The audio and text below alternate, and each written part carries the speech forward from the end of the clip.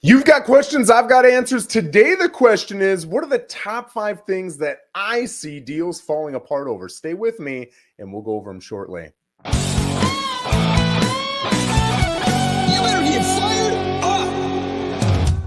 Better get fired up, baby. It's Friday. Today, we're going to go over the top 5 things that I see deals falling apart over. Of course, there are more, but these are probably the 5 most prevalent, and they're probably in the order that I'm going to share them with you in. The first one's the biggest one. It's simple, right? And it's an inspection. Something pops up on the inspection, and one of a couple things is going to happen, right? Either it's just too scary for the buyer, they can't take it, or it's too financially scary, it's just too much cash, or they use that, sometimes it's 5, 7, 10-day periods, sometimes it's longer, to go shop for other homes, right? So, hey, we got plan A on the hook here, but let's keep looking. Oh my gosh, I found something. Let's use the inspection contingency as the excuse to get out of this offer. So all of those things can happen. For that reason, let's talk about some of the different things that you can do as a seller to protect yourself, right? So number one, I love getting pre-listing inspections before you put the home in the market, because if the home is beautiful, then you've got a shiny new inspection report to show your buyers, and it's going to help you sell the home quicker. In fact, they might come in without an inspection contingency. I do it all the time. And a lot of the buyers, the serious buyers, especially when we got multiple offers, if you've got a reputable inspector that just did, like in the last 30 days, did an inspection, they're going to be good with that, right? So it's going to increase your chances of being able to move forward. The other thing that we had talked about is things that pop up that are scary, right? So if you've never purchased a home before, sometimes those things are going to be scary, all those little handyman projects, right? So if you can get that pre-listing inspection and maybe work on some of those scarier things before you put it on the market, now you can have the inspector update your inspection report, take those items off, or put a note that says you repaired them. And now when the person sees the inspection report, they're thinking, whew, not so many scary things. That's great, right? The last thing is people walking because they found a better home during the inspection period. The only way to really protect against that is to limit the time that you are allowing for inspection, right? Now, there are 2 of the things that you can do, but it's a little challenging in this market. It's something you could do 3, 4 years ago when it was ridiculously hot, but it's a little challenging now. And the first one is to ask for guaranteed escrow deposit, right? So maybe you're putting 10 grand down. It was pretty common a few years ago to say, hey, you're going to put 10 grand in escrow. We want 5 of it to be non-refundable for any reason, right? So if you're not serious, then walk now because we have other offers. But if you are serious, you're willing to put 5 grand down. So now you're only going to walk if there's something that's $10, $20, $30,000 issue on that inspection report, right? Would they do it now? Probably not. The market just isn't hot enough to put that type of pressure on buyers, but we were seeing it 3 years ago. The other one is to ask for no inspection contingency, right? You can get an inspection all day long, but you can't put a contingency in the offer allowing you to back out. Again, are we seeing that a lot in this market? No, I'm not. I am seeing, especially with homes that need a lot of repair, people will say, hey, you can get an inspection all day, but we're not going to fix anything. So you can either back out or keep the house, but we're not repairing anything. And I will tell you, 70, 80, 90% of those people will repair something, right? So even though it's written on the MLS, who cares? Go do your thing. If you want something fixed, ask for it. The worst they'll say is no. And that's it. That's the end of it, right? So I'm just not seeing that a lot, but that's how you can limit it as much as possible, right? So sometimes I will see a 10, 15-day inspection period as a listing agent. I see a buyer asking for that. And I'll immediately call up my inspector and say, hey, can you get into this home in the next 3, 4 days? Yep, cool. And then I'll call and I'll say, hey, why 10, 15 days? And whatever they say, I said, well, great. I just called a reputable inspector. They can get in there in 3 to 4 days and you can knock that down to 5. I would appreciate if you could do that. I don't think there's any reason for 10 to 15. That's a huge red flag. Can you improve your offer in the inspection period portion? And a lot of them will. And if they won't, again, I go back to the seller. I say, this is a huge red flag to me. I don't see any legitimate reason why they need to do that. What are your thoughts? And then, whatever the seller does, that's what we support. But that's another red flag. Okay, so another one is lending requirements, right? So the lender could come back and ask for additional things, and either they don't like the things they see, or the buyer just can't give them those things, right? So a couple examples. Lenders not knowing all the requirements. I've had, especially newer lenders, or if you've got some of these bigger companies where they've got a lender in Tennessee, but they're licensed in 6 different states. Okay, how good are you really going to be at each individual state? if I'm comparing you to someone who only does loans in Florida and knows everything, all the ins and outs, right? There's no way you're going to be as good. So a lot of times when we're in those situations, when we see those deals fall apart, that's why we got a lender who just didn't know all the requirements. A requirement pops up from the underwriter maybe 3-4 weeks into closing, or into the transaction, and all of a sudden the deal falls apart, and the lender says, "Oh my gosh, I didn't know this was a requirement. I'm so sorry." Right? So what do? You go local, right? That's why a lot of listing agents will say, "Hey, I don't necessarily care who your lender is, but I want to see that they're local. I want to see, feel, and touch them. If they get a problem throughout the transaction, I don't want to hope from Louisville, Kentucky, that they're going to pick up the phone, because a lot of them won't. I want to know that I can drive to their office if it's a problem, right? And I want to know that they know that their reputation is on the line. In Louisville, who cares if they drop a deal, right? They'll just get another one. But down here, your reputation matters. So again, that's why it's very important as a buyer to find a local lender, and as a seller to find an offer with a local lender, right? And I'll tell you too, if you're shopping around and you're finding these big name companies that are not local and you like all their terms and numbers and everything else, bring it to 1 or 2 local lenders. I almost guarantee if you show them the numbers, they will match or improve those numbers, and you'll have a local, right? So can't say that enough. They're not fully approved, and that, or the docs don't match, right? So what a lender's going to do is there's honestly, that pre-approval letter is garbage, in my opinion, because it's as good as the integrity of the person who's writing it. And a lot of people just want to get offers on the table so they have opportunities.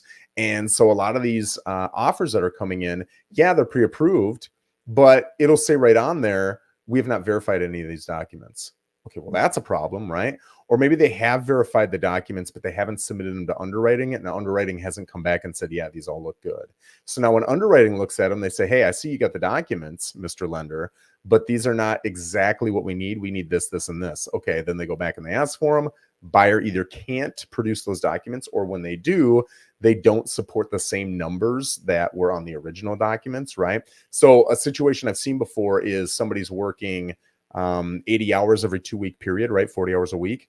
All of a sudden, when underwriting asks for updated documents, that particular 2-week period has 40 hours. Okay, well, that's a problem. What happened? I was sick, or I went on vacation, or whatever. Now we maybe have to wait another 2 weeks. Sometimes, though, it's because of a disability or an injury, a long-term injury, something like that, and they can't get in the 80 hours. Boom, the deal falls apart, right? So a lot of different issues with that. Lose a job. I've seen this before. I've actually had one that stayed together where they did lose the job, and it was a great local lender. And we had to maneuver a couple different things and whatever. And we sprung it on the lender because it actually happened 2 days before closing. And it was a train wreck, but they ended up closing it. But I've seen a lot that have not closed because somebody loses their job, right? So that's a problem. The third one is escrow never being deposited, right? And this is so weird to me, but it does happen where a buyer says, "Hey, I want to put this offer in." We negotiate the offer. Okay, we're good. You got 3 days to get escrow in. And then all of a sudden, day 4 rolls around, day 5 rolls around. They don't have it. "Hey, you're out of contract. We're fishing for new buyers."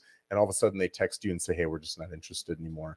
What do I think happens in those situations? I don't think it's an escrow issue at all, at least in 95% of those situations. I think, again, they were shopping, right? And they used the escrow period to go shop for a couple other, pieces of land or property or a house or whatever it is. They found something like that they like better, and they said, "Hey, we're going to go with this one instead." And then they did, right? So how do you protect against that? I don't see this often, and I would only do this if you know you've got a hot property and you know that you're going to have multiple offers. Is you can say, "Hey, we are not under contract until I see that escrow deposit in." So get the escrow deposit in. Once we get a receipt of that, then my sellers will initial off on the offer and send it back. Until then, we're fishing for more offers, baby. So that puts the pressure on the buyer to get their butt in gear and get that escrow deposit in. But again, if you've got a home and you've got an inspection contingency, it doesn't matter if the escrow deposit's in, because they still have that inspection contingency period to shop for homes all day, and they can back out at any time and still get their escrow deposit back, right? So you've really got to be aware of all the contingencies included, to include both escrow and the inspection contingency. Fourth one is appraisal. If an appraisal falls short, that can be a problem. Now, I'll tell you, since I've been selling here in Florida for, next month will be 5 years. That's crazy. I feel like I still just got here. If it falls short, you've got 4 options. Okay. Option number 1 is the seller drops the price to the appraisal amount. The second choice is the buyer comes up with that difference in cash. The third choice is the two parties somehow come together to make up that difference, right? Maybe through a price reduction and cash at table. And then the fourth option is the deal falls apart. Now, I can tell you in Florida in 5 years, I've had 13 fall short on appraisal. 12 of them still closed, right? So who you work with really matters. And that's not a pitch for me. There's other great agents that also have great conversion ratios on that. There's other agents that don't know how to negotiate. They don't know how to have the conversation. They don't know their options. They don't know how to manipulate the loan differently to make it happen. It's going to be challenging if you've got an agent like that, right? The other one that did not close, we put it back on the market, had it under contract within a week for the same exact price, and the appraiser came through, and magically it was a different appraiser who thought our price was perfectly fine. So, it is humans. You don't know what's going to happen. I would say it's more prevalent when you're in the higher price points, 6, 7, 8, 900 grand here in Port St. Lucie is a little bit tougher. And that's why if you look at the higher price properties, you'll see the portion of them that are cash goes up. It's because it's really challenging to find comps. From an appraiser standpoint, you've got rules. You can't just guess at what the home's worth. You've got very strict rules. As a realtor, I can use all the data in the market that I want. As an appraiser, the industry, your whoever owns the company that you've got, they've got rules. Maybe you got to be within a mile of that property. Maybe you can only look within that particular HOA.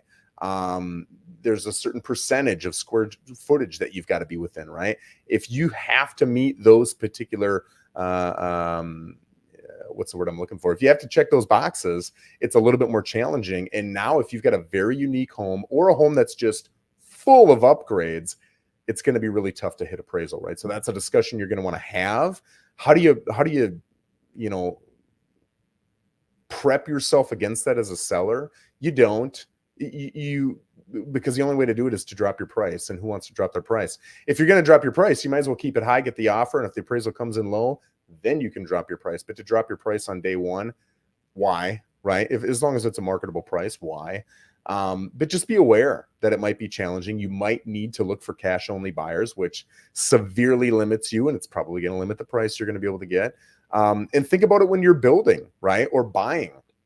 If you go build a home that is just head and shoulders better than every other home in the neighborhood, and it's got all the amenities, you're probably not going to get the value of those back because you're not going to have an appraisal that will support it, right? So just be aware of that. I guess that's the only thing I can say is, as a buyer, don't buy a home that's so glitz and glam that it's going to be challenging to sell because of the appraisal.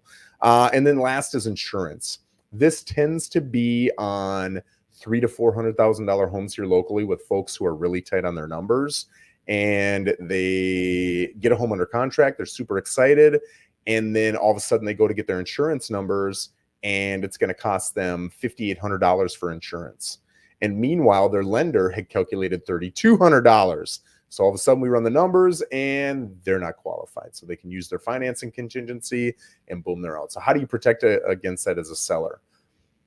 I am going to pull insurance quotes, and I'm going to talk with that lender as the listing agent, and I'm going to ask them, what did you run for insurance? $3,200. Okay, well, the best quote I've got was $5,800. I'd really appreciate it if you and your buyer could go out and try to lock down insurance before we accept this offer, because if you can't get insurance with these numbers, we don't want to accept your offer and take the home off the market, right? And I'll do the same thing when I'm a buyer's agent. I'll ask that lender, especially if it's an out-of-state, out-of-area lender, I'll say, hey, what are you using for insurance? I had one the other day. They're like, oh, $1,200. I'm like, $1,200. Are you buying a shed? Like, that's not going to work. So I had to tell him, hey, I know you're up in whatever state he was in, but I can tell you that homes on that price point are almost all going to be between $3,500 and $5,000. How about we jack that up to about $4,500 on the safe side? And that drastically changed the numbers. And now we're comfortably under contract.